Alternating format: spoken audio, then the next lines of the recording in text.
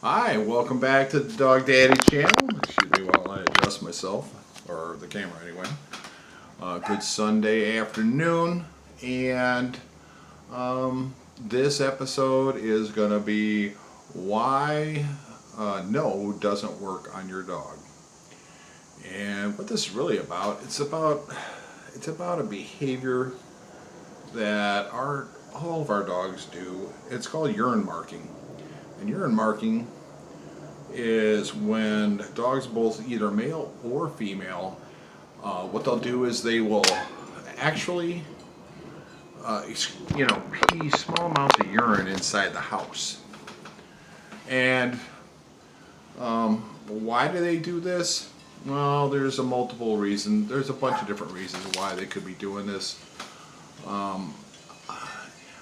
Really, for most dogs, it's like doggy voicemail. They can tell how old the dog was. They can tell if they're sexually reproductive, male or female. For them, it's a perfectly natural way of almost marking their territory. Usually, why do they do this? Is, like I said, it's for marking their territory. It could also be covering up other scent. Like a male dog will actually cover up a female dog's pee. So that way there is no competition. The competition doesn't horn in. There's also some of the reasons why they could do it is because, well, they haven't been fixed. They're reproductively intact, and that causes an awful lot of just normal behavior like that. As far as, like I just mentioned, like the male dog will cover up a female dog's urine scent.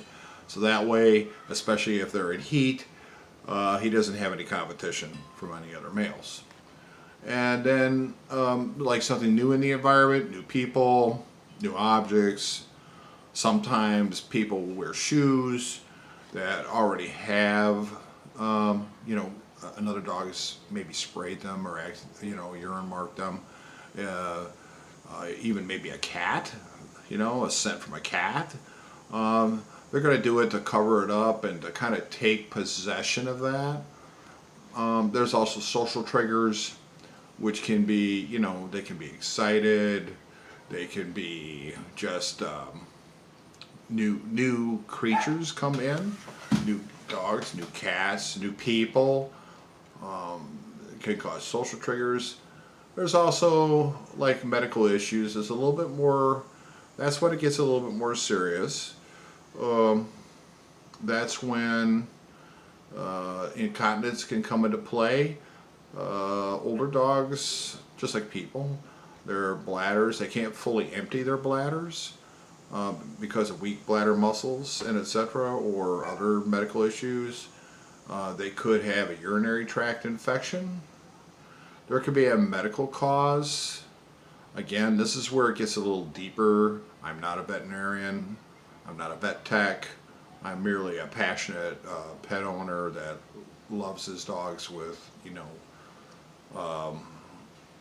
ferocity that is just, it's, I don't have any kids, so it's like anybody out there that's in a situation where they don't have children, their dogs become their surrogate babies. And that's why we call them like fur babies. So it could be medical causes. Like I said, they could be excited over something new. There's also separation anxiety when a dog is extremely anxious about, their owner leaving for something simple, like sometimes like going to work, or sometimes you just go to the corner store and they just are anxious, and it's a form of anxiety. What you shouldn't do is no, a lot of times it does not work. You can yell at them, you can scold them, you can throw shoes at them, and they're going to still do what nature intended them to do, as far as marking their territory, covering up urine and that kind of thing. They do this kind of thing, and also don't, something that dog owners sometimes still do is they rub their nose in it, and I don't think that really helps at all. You know, I mean, they don't understand why you're doing it. They don't get it. You know, all I know is they have this intense urge to deposit like a small amount of urine, and a lot of times owners lose their patience, and they lose their patience over their animals doing that kind of thing inside the house, and you know you get tired of cleaning it up, and the smell can sometimes be well, it can be bothersome, especially during the winter. Like back here in the East Coast, houses are locked up a lot of the year. One of the things we just, you know, we really look forward to is being able to open those windows come springtime and let it air out. But you know, when the houses close up like a drum, even the smallest amount of urine marking can end up causing, well, it can get kind of stinky, you know. So, but rubbing your nose in it, that doesn't work because you're not going to change their programming. You know, they're, you know, thousands of years of programming in the wild. That's something that why I entitled it, why no doesn't work on your dog, because, you know, they're just doing what nature programmed them to do for survival reasons, mostly for mating and sex.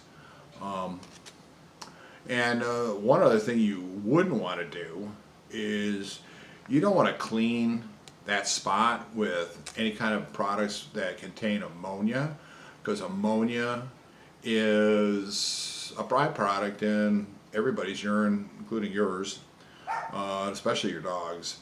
And so if you use ammonia, the dog's going to go right back up there thinking, oh, you know, somebody peed in this spot, so I'm going to go cover it up, right?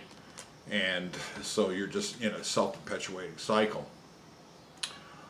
So what you can do, well, there's a bunch of different things you can do. The obvious thing is you can neuter your dog, especially if they're not neutered. I personally, I've got a dog that's 12 years old. His name is Honey Boy. He's a miniature pincer, and I love that little guy, you know. But he's totally intact. And why? It's a long story, but my girlfriend was using him for stud, and she was selling the puppies, etc. And I mean, even up to last year, my veterinarian that I was going to said to me, she goes, why don't you, you know, do this, right? That's what she goes, do this. And I looked at her, I go, you mean neuter him? And she goes, yeah, maybe just neuter him, you know. And I go, he's 12 years old. It's like, at this point, why make him go through that, right? And she kind of laughed at me, but it's like, you know, I mean, it's like neutering George Burns. You know, what's the point? You know, his junk is not causing him any medical issues. That's what I asked her. I said, is there a medical issue involved here? Is he's got any issues? And she goes, no. She goes, but you know, it'll help lower his chances of getting testicular cancer. It will, you know, he won't be spraying inside the house or, you know, urine marking inside the house. And I'm like, you know what? He's 12 years old. I'm gonna leave him alone. You know, he's my best buddy. Yeah, he does mark occasionally. I've actually caught him, like, his favorite thing is furniture. Sometimes, and I hate to say this, but sometimes like a jacket thrown over a chair, okay? You know, if it's extended down and it's my jacket, he will mark it, right? So it's taught me some other things, like pick your stuff up, you know? Put your stuff away. Put the stuff that you know that he's going to mark away, like hang your jacket up high, you know, hang it where it should be, in a closet, or, you know, get a, you know, one of those poles, you know, a clothes hanger type thing that you put, you're supposed to put your coat on, where, you know, the dog won't be able to get to it. You know, use a little common sense. I mean, the dogs are what they are.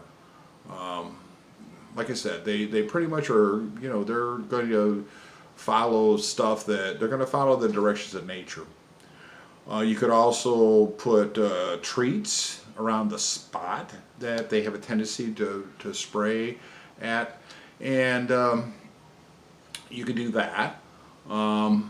That will kind of deter them by the treats. They'll get the idea that, you know, it's, you know, they'll want to go for the treats instead of, you know, spraying the spot. You can always just use a spray bottle filled with water. That does work. It even works on cats. Like, you know, that's pretty much a cat remedy a lot. You can spray and go no, and they wonder where the hell the water came from out of nowhere.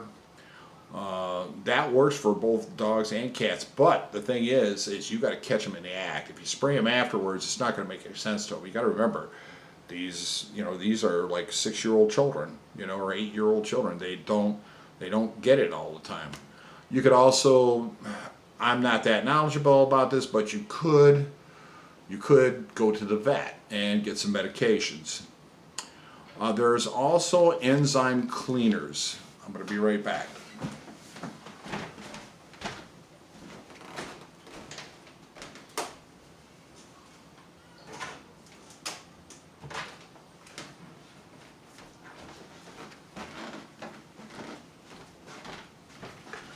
All right, now this is my personal favorite, okay? It's called BUBBAS. BUBBAS Pet Stain and Odor Terminator. That's BUBBAS Pet Stain, Odor, and Terminator. This is the big gallon jug. Yep. Well, actually, I'm sorry, it's 120 fluid ounces. It's like 3 liters something. Anyway, this stuff here, this is a lifesaver. This is a lifesaver. The enzyme cleaners, what that'll do is they use this is a natural enzyme, you know, remedy that you can spray on the spot using a spray bottle. If it's on a floor, like a hardwood floor, you can basically kind of just mop it, put it in mop water. You can dilute it with water. That really is very, very, very good.